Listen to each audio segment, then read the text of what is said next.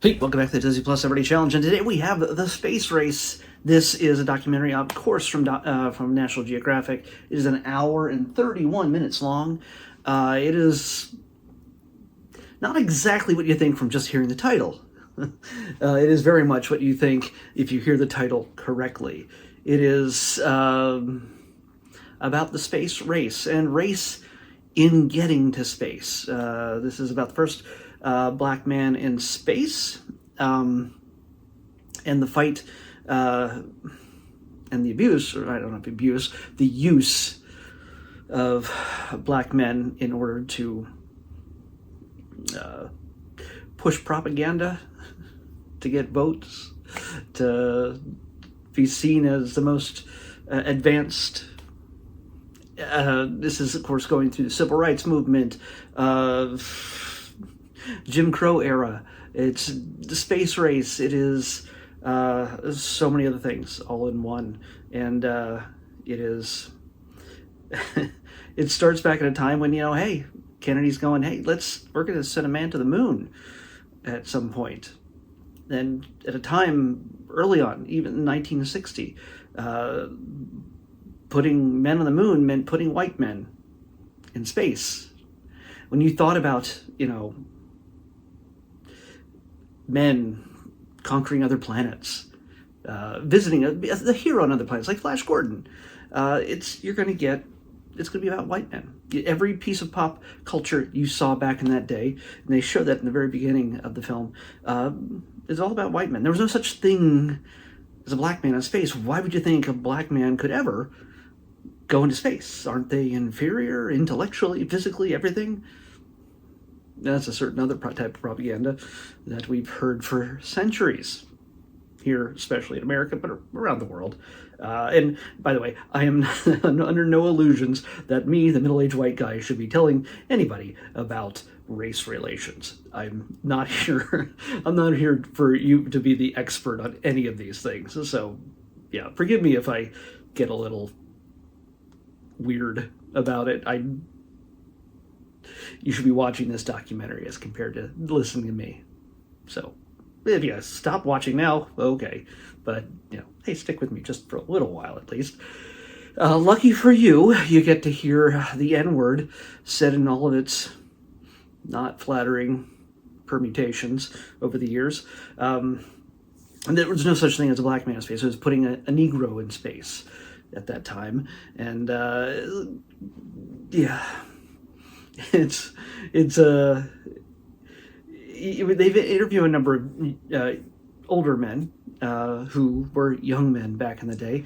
They tell the story about how, in order to show equality and for Kennedy to get more votes, we got to put a black man in space with the rest of them that we're going to send up there. It's yeah, it's a little cynical, but it's when they said, "Oh, okay, John, we'll do that," they basically created a number of, rules.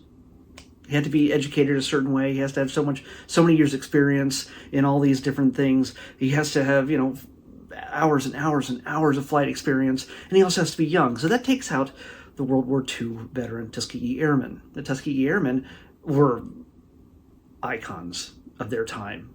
We talked about documentaries. There's many documentaries. There's even a film from Lucasfilm about the Tuskegee Airmen and all the tremendous things they did back in World War II, just blowing people's minds with their skills in the sky.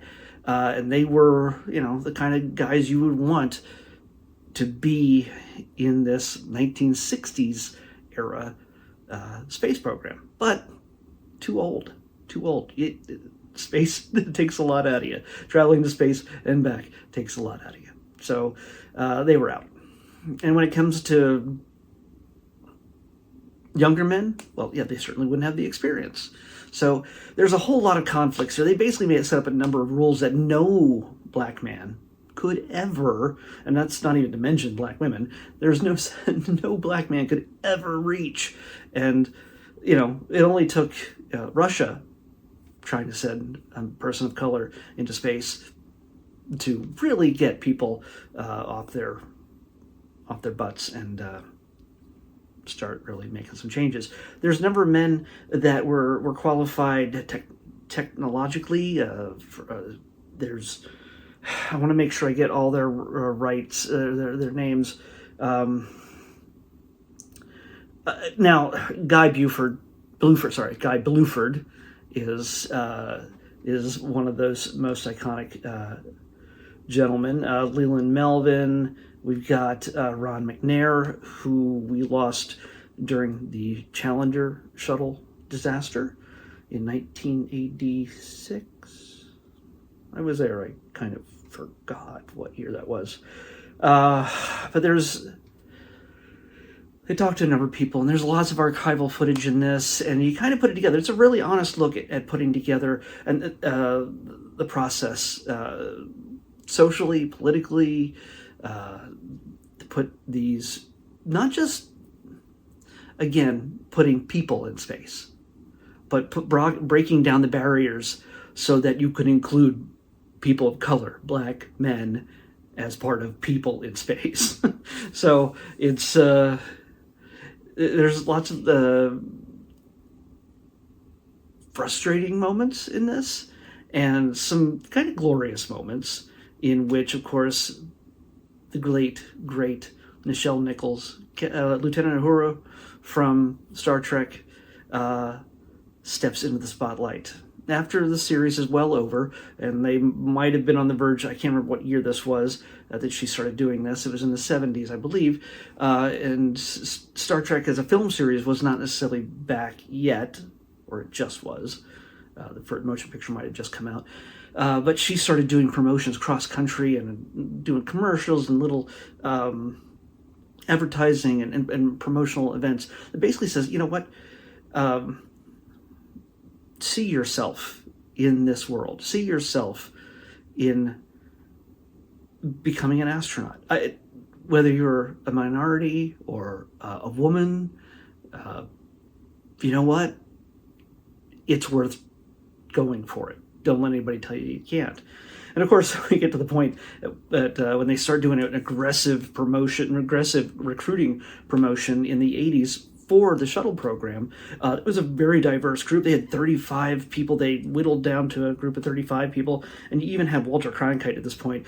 Again, he's a classic, news reporter, but it's still the time we're using language like, we've got 35 people here. There's 5 Negroes and an Oriental, and then we've got a bunch of women, which I was expecting at some point to hear some horrible nickname for them, but yeah, thankfully it didn't happen. But we got basically, you just got a lot of that to go through, because believe it or not, our racist history is not gone, and it is the idea of us even changing to a way that doesn't treat everybody as in a derogatory way, but we speak about people in derogatory ways, isn't completely gone, and it was only until recently that we even tried. So, and it's not like Walter Cronkite was trying to be mean, it's just the way they were saying things back then. It's PC, woke, whatever. You know what? We should be treating people the way we'd want to be treated. It just seems like a logical thing. But in this, we get to see the trials and tribulations and the sacrifices and the triumphs of the people who put themselves in harm's way, not just in just being able to meet the requirements to be an astronaut, but also to just deal with humanity in general. This does take us, by the way, this is from 2024. I believe it probably came out during Black History Month in February of this year. But this is, I think, a 2023 documentary is when it was created. This takes us all the way, from back in the 60s, all the way up to almost current day, when we had a certain astronaut in space. I think he was aboard the International Space Station during the George Floyd riots, and he reflects upon that period of time when things were just out of control.